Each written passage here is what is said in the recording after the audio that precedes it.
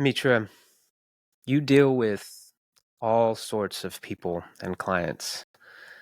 People who are normal, everyday people, people who are high up executives, celebrities, and you're confronted with this issue of I know.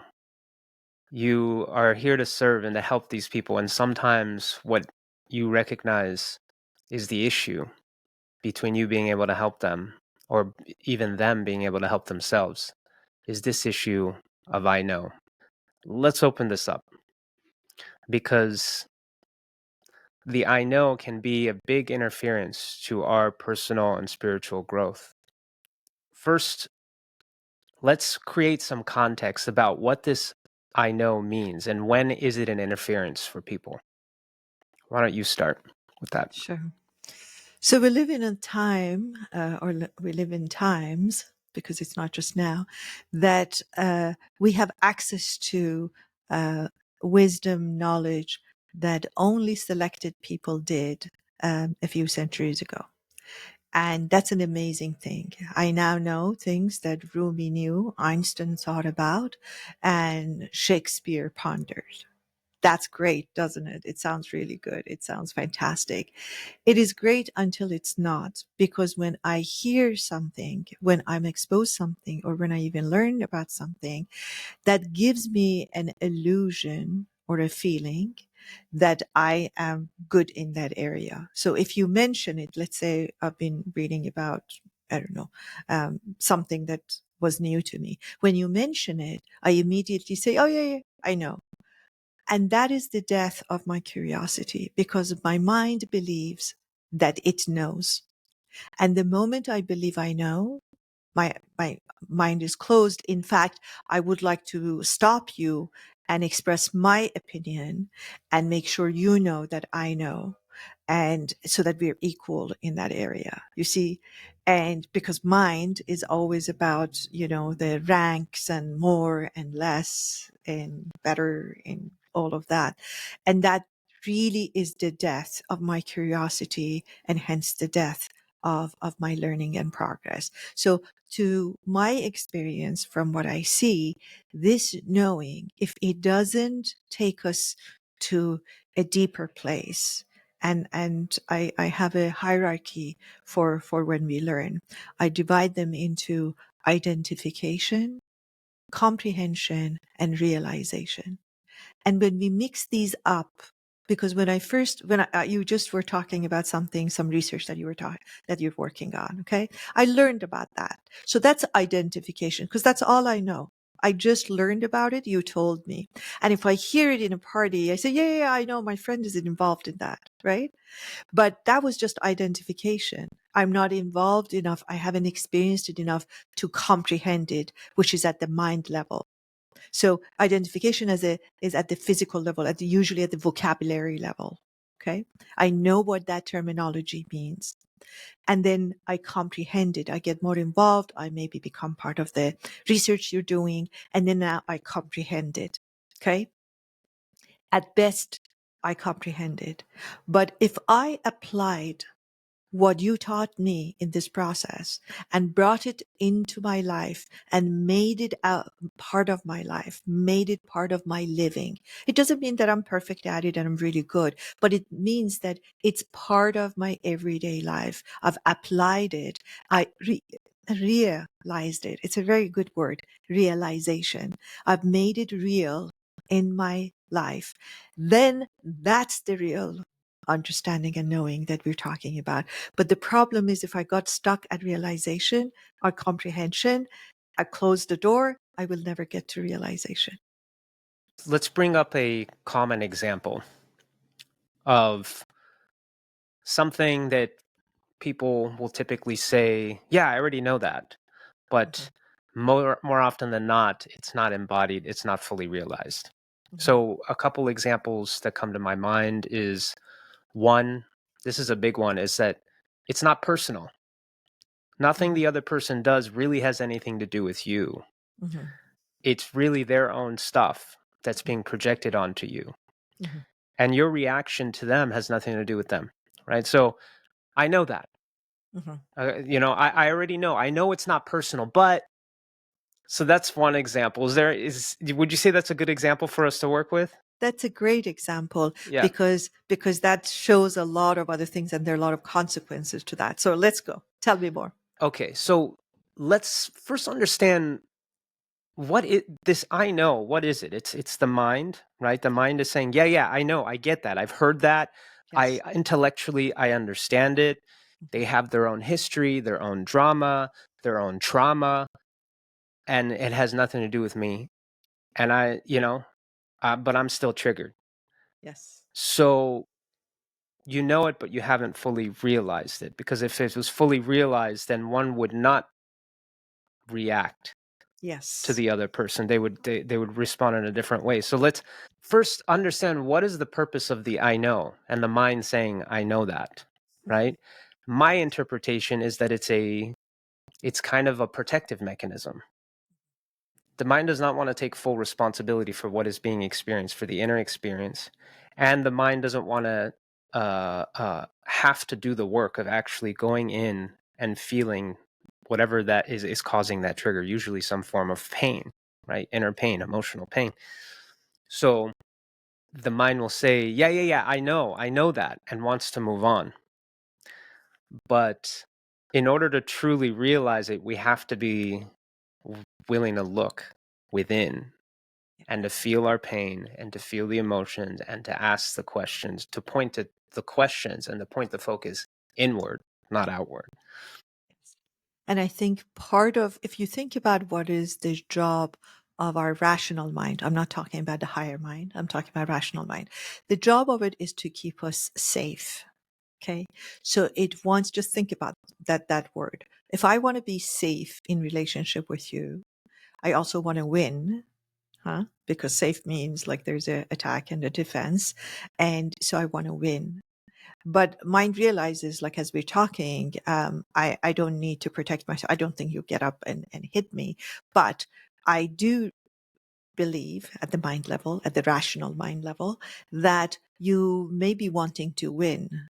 And I don't want that to happen. That's So a the, really good point. yeah, That's a yeah, good point. The ego, which all of yes, us have, yes, wants to yes. win, wants to be right. Exactly. And it's all conducted through our rational mind, which right now doesn't have anything to do because I'm safe. I mean, I don't think any danger is imminent here when we're talking, but it goes to its secondary work. Like you got to win anyways. So when you say it, you immediately take a higher position. You know something that I may not know. So I want to make sure that you know you're not winning because I know. And if you even look at people talking when they say I know, they usually are in a rush. It's just like I know, and they get impatient. They get really impatient, and I Yep. see that.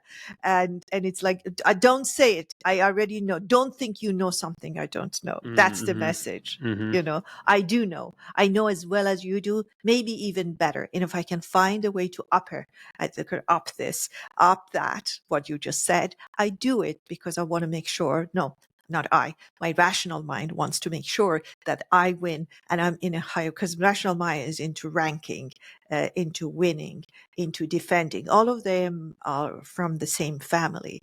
And depending on the situation, different parts of it shows up, but they all emanate from the same frequency, which is the frequency of separation. So, All right. So yes, we acknowledge that, yes, all right, there's a part of us that wants to be right, hmm that wants to win. yes. And there's probably a part of us that, for some people at least, feeds off of the drama as well. Sure. But let's take it to a place of, okay, how does it look like? We know at the identification how it looks like. We realize at the comprehension how it looked like. But let's just talk about that subject that you brought up, which is a great example. How does it look like when I have fully realized that concept, when I have actually uh, got it at a much higher level, that if I am provoked by what you just said, it is because that's the projection that I needed in this moment, and I need to work with that. And it has nothing to do with me, the Mitra, the character that I know as Mitra, but it's got to do with something that needs to be in my awareness for the purpose of my growth. So what the first thing that happens, I drop you as a person. So it becomes depersonalized. I drop Ben, I drop Mitra. I go to the concept of, let's see what we're talking about. What was the subject that I was provoked by? Let's give an example. Let's create Sure. a scenario here. Okay. So let's say, okay, so this is a relational situation, okay? So let's just say this is a situation where there are two friends, and one of the friends did something to betray, and I put betray in quotes because betray is perception. What is betrayal to one person is not necessarily betrayal to another person. But Let's let's give an just say exact one friend. example. What happened? Tell me what the So betrayal was. so let's just say one friend lent money to another friend, Mm-hmm. and that friend said, "I'll be sure to pay you back by so and so time." Mm-hmm. And the payment never comes. Not only does the payment never come, the payment the other friend is like, I'm not going to be able to pay you back for a long time, and I have other priorities. Mm-hmm. I have my business expenses and whatnot to take care of. Mm-hmm. Let's just say they have Okay. prioritized other things over paying Okay. back the friend, and let's Okay. say it's a significant amount of money. Okay. Okay, Okay. so now the one who lent money is really angry and upset and feels betrayed by the friend. Mm-hmm. Mm-hmm. So Okay, that's a very good example. So, can you play that role, and I'll be I'll the play the one devil. that's betrayed, or Yes, the betrayed. Yeah. okay. So let's say it's happening to you. You lent money to, I don't know, Peter, and he never paid you back. And in fact, when you called and said, that's the time that I was supposed to get my money back, he says, sorry, I've got other priorities and I don't think I can pay it back for a long, long time. Right? Yeah, no, I'm gonna play the guy who got betrayed. Okay, so yeah, Okay. not only that, but he's You. not answering my calls anymore. Oh, he's not even answering your What calls. kind of Yeah. friend is he? I thought he was my best friend. He's not even answering my calls. He doesn't even have the courage. He's a coward. Yes. He Yes. doesn't even want to face me. Okay. And I thought he was my best friend. So where are you right now in if we accepted that hierarchy of identification comprehension, where do you think you are right now? You're So I'm judging. zooming out of the role. I'm judging him. Yeah. I'm reacting to him. I'm the Okay. victim here. I Yes. was taken advantage of. Yeah. I was betrayed. Yeah. And that's a very human place to go. I just want to say that because I don't want to sound like we need to be like angels and just say, oh, that's okay. There must be a lesson in this. No, you need to feel your emotions because that is part of your human experience. Of course, I will be very disappointed if somebody that I considered a friend betrayed me and more importantly went against their own words. That's even difficult. Even if it was about somebody else, it wasn't my money. It's hard to find out that somebody that I trusted as a friend is a person that betrays their own truth and their own friends. So that's difficult to get. So you feel that, you acknowledge that, you honor that. But then when you're ready, and if you're ready, there is a different way, a deeper way of looking at it. You start wondering, you start saying, I wonder, is there anything in this process? And of course, if you're still in the mind sort of and comprehension level and reactive, when I ask that question and somebody is not ready, they say, yeah, I learned to never ever trust anyone. I said, well, that is Mm. not that's I know not people close to me who say that all yeah, the time. yeah, and that's okay. I mean, that means that's just you've got to take everything you feel and you do as an indication of where you're at in that moment. And that's okay. That has information for me. If I said that, and it's quite possible that I say that if that happened to me, you say, okay, so Mitra is not ready yet. She's still in that state of mind and judgment and really feeling her pain. And there's nothing wrong with that. But it's just good to know there is a deeper place to go and better things to get more than the money you got. Mitra, I already know all these things. What you're telling me, I know. Like, it's nothing new. Okay, yeah, see it from from another perspective. I'm hurt. I Yes. know. But Yes. what do you know? Your knowing is the problem. But no, I'm not going to say that. That's true. And you do know. But when you're ready, you will hold the energy that which you said it, and you're playing the role perfectly. It shows that vibrationally you're not ready to take it deeper. So I would stay at that level. I wouldn't even push you if I was working with you, because I can see that you haven't fully felt it and got it through your system. You need to do the screaming and complaining and journaling and telling it to your therapist. You need to do that because all of these are dealing it with it at the mind level. And mind, depending on where it's at, sometimes needs 10% to get satisfied and say, okay, I'm done, take it somewhere else.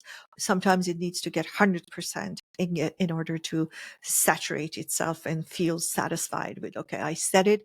And then when you drop from the mind into the feeling, we're not even going very deep, just feeling, you realize that even though you said all those things, and even though those things may be right about your friend, somehow they don't feel right when you say it. When you say this, the horrible person who did this horrible things, and he's like this, like it's not the first time, blah, blah, blah. You realize it is not delicious. Something is missing. And when you realize that, when you get to that point, that this, how come it's not delicious? I convinced Mitra, my friend, is horrible, but I'm not satisfied. And that's when you know there is something deeper. There is food for you waiting, delicious, but you're not there yet. And that's Yeah. when you may want to go deeper. Yeah, I think I agree, and I should just say Mm, it's not about agreement, but uh, in my own experience, giving myself permission to feel whatever that emotion is, just allowing that to kind of run its course, mhm, right? So if I'm angry, letting that anger run its course, giving it permission to be. But mhm. there's a caveat here, because sometimes we can just, through our own inner dialogue and storytelling, we can just allow the anger to perpetuate and perpetuate and perpetuate and perpetuate, where it starts to feed itself, and it becomes something State that of we, being. a state of being that we identify with, right?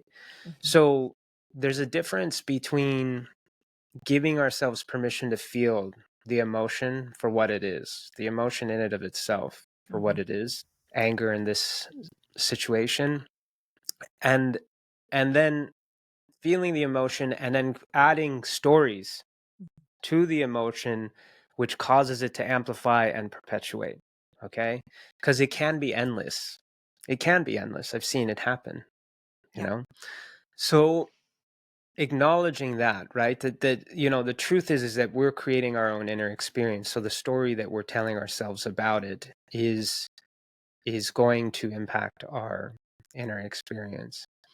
Now let's open up more kind of what it's like to at least start the journey of realizing Mhm, this dictum, that it's not personal, that yeah. it has nothing to do with you, Yeah. you know.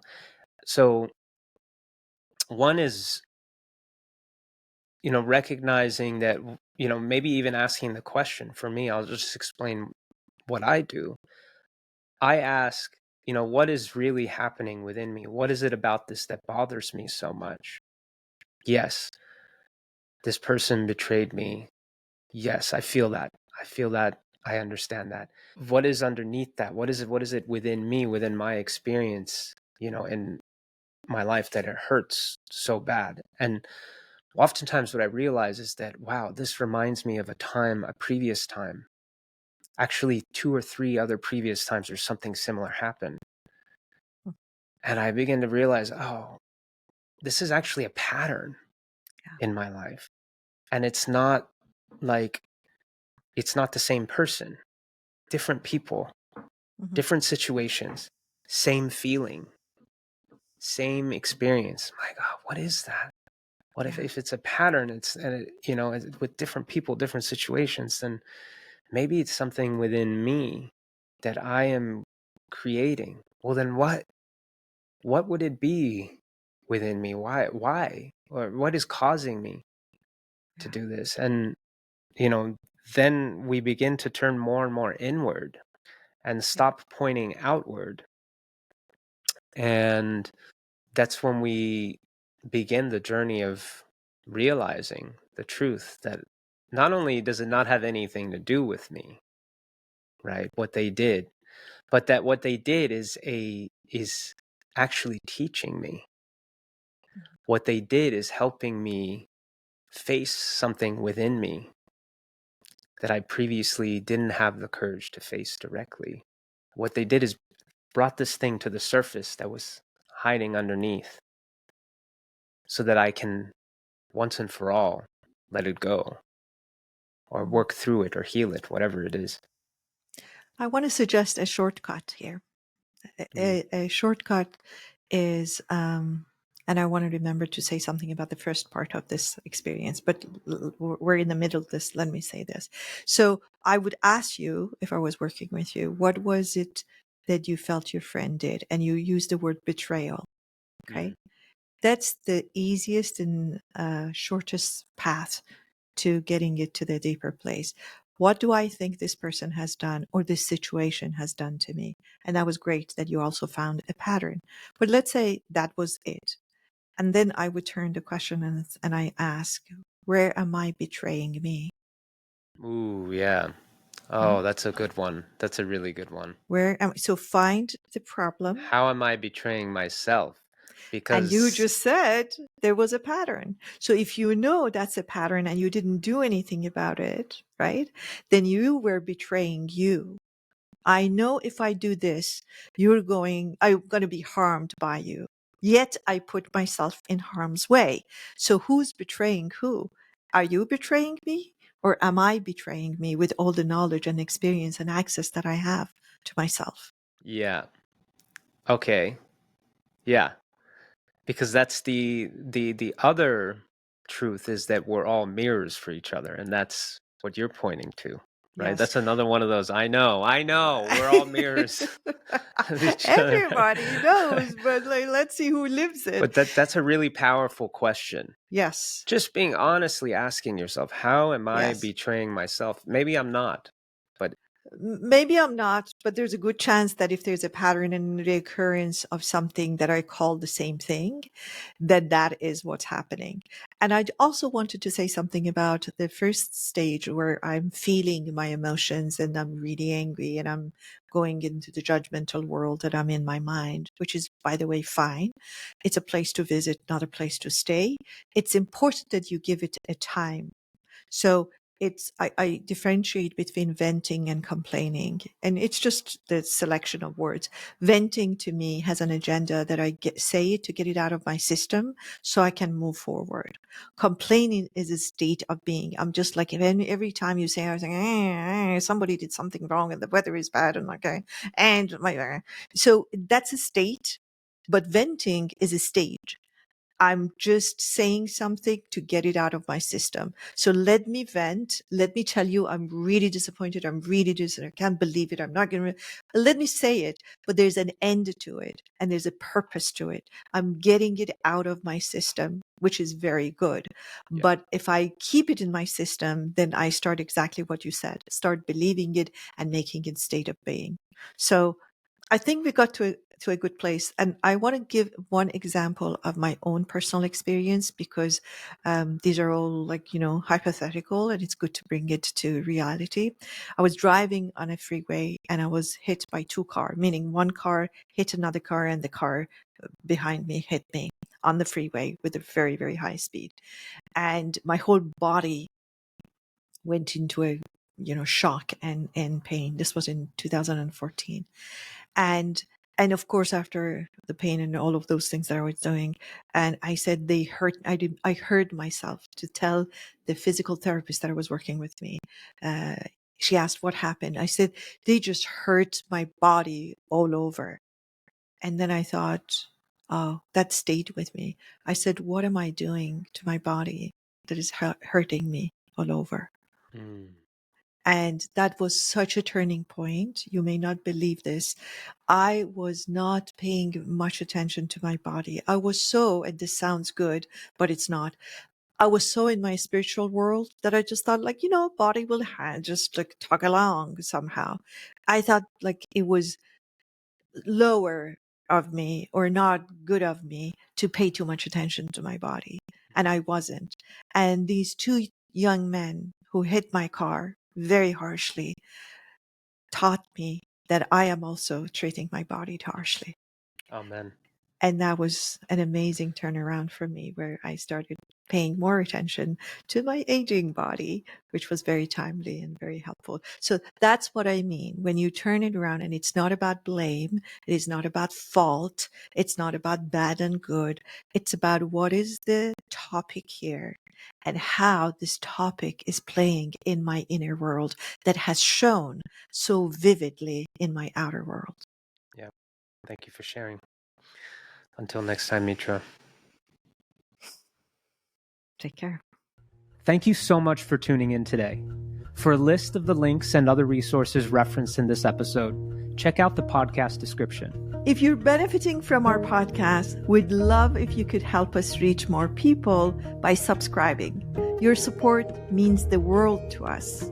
From our hearts to yours, we thank you.